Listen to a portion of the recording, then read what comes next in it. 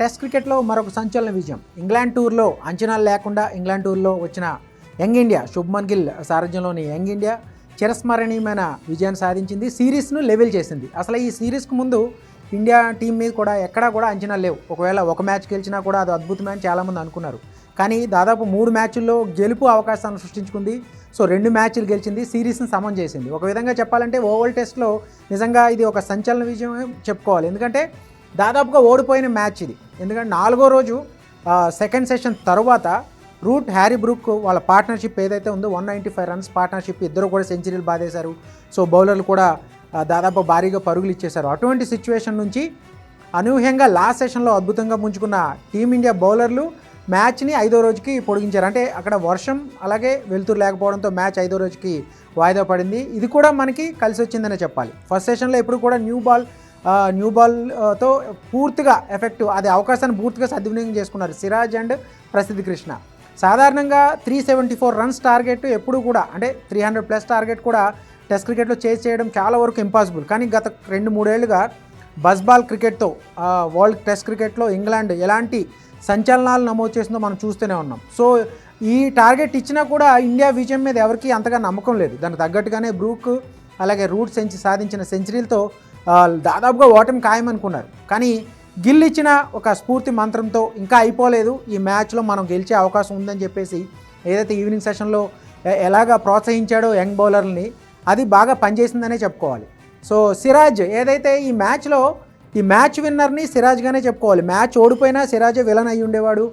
ఇప్పుడు మ్యాచ్ గెలిపించాడు కాబట్టి 5 వికెట్లతో అతన్నే మనం హీరోగా చెప్పుకోవాలి. ఎందుకంటే బ్రూక్ 19 పరుగుల దగ్గర ఇచ్చిన క్యాచ్ని అందుకున్నప్పుడు కూడా బ్యాలెన్స్ చేసుకోలేక బౌండరీ లైన్ తొక్కేయడం, అక్కడ చాలా విమర్శలు ఎదుర్కొన్నాడు.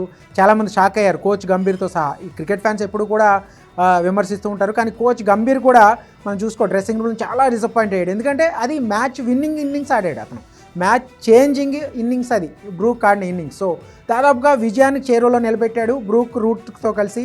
సో 195 రన్స్ పార్ట్నర్షిప్తో దాదాపుగా ఇంగ్లాండ్ విజయం ఖాయం అనిపించింది. కానీ 5వ రోజుకు పొడిగించిన తర్వాత ఇవాళ ఆరంభం నుంచే మన వాళ్ళు వికెట్లు తీయడం, ఎందుకంటే 4 వికెట్ల దూరంలో ఉన్నారు వాళ్ళు కూడా. ఫస్ట్ ఓవర్లో 2 4 వెళ్ళిపోయిన తర్వాత కూడా మ్యాచ్ ఓవర్కి సమీకరణాలు మారుతూ వచ్చింది.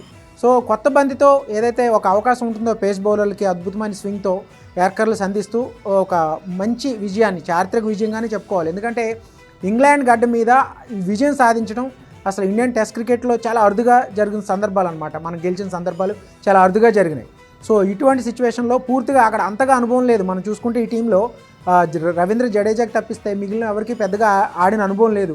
కేఎల్ రాహుల్ కావచ్చు, జైస్వాల్, అలాగే బౌలింగ్లో సిరాజ్ కానీ, ప్రసిద్ధ కృష్ణ, శార్దుల్ ఠాకూర్, అంశుల్ కాంబోజ్ లాంటి అందరూ కూడా దాదాపుగా యువ క్రికెటర్లు. సో ఏదైతే గిల్ కెప్టెన్సీకి అప్పగించిన తర్వాత ఈ టూర్లో ఒక మ్యాచ్ గెలిచినా గొప్పే, ఒకవేళ మంచి ప్రదర్శన అవుతుంది. ఎందుకంటే కోచ్ గంభీర్కి గత టెస్ట్ ఫార్మేట్లో అంతగా రికార్డ్ లేదు. ఈ సిరీస్ తర్వాత అతన్ని తప్పించే అవకాశం ఉందన్న ప్రచారం కూడా జరిగింది. కానీ ఆ ప్రచార పర్వానికి దాదాపుగా ముగింపు పడినట్టే మనం చెప్పుకోవాలి.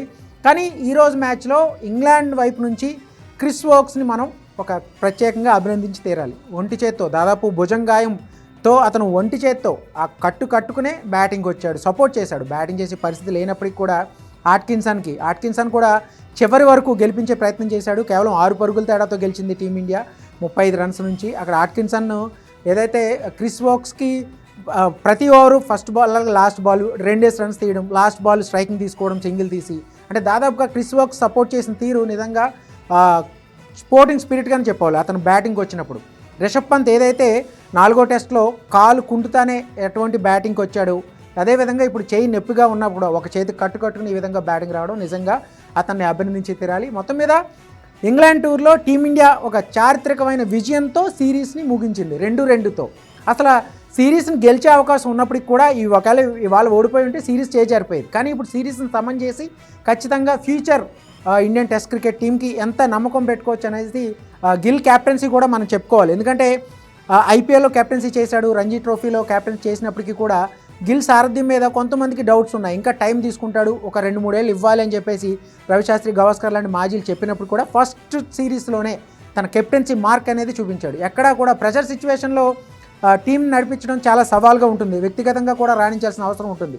ఈ సిరీస్లో అటు వ్యక్తిగతంగా రాణించాడు గిల్, అలాగే టీంని సక్సెస్ఫుల్గా నడిపించాడు. ఫీల్డింగ్ చేసిన తప్పిదాలు కానీ బౌలర్లు పరుగులు ఇచ్చేసినా కూడా ఎప్పటికప్పుడు వాళ్ళని ప్రోత్సహిస్తూ చాలా సమర్థవంతంగా కెప్టెన్సీ చేశాడని చెప్పాలి. మొత్తం మీద ఇంగ్లాండ్ టూర్ని 2-2తో సమన్ చేసిన టీమిండియా దాదాపుగా సిరీస్ గెలిచినందుగానే మనం అభినందించాలి.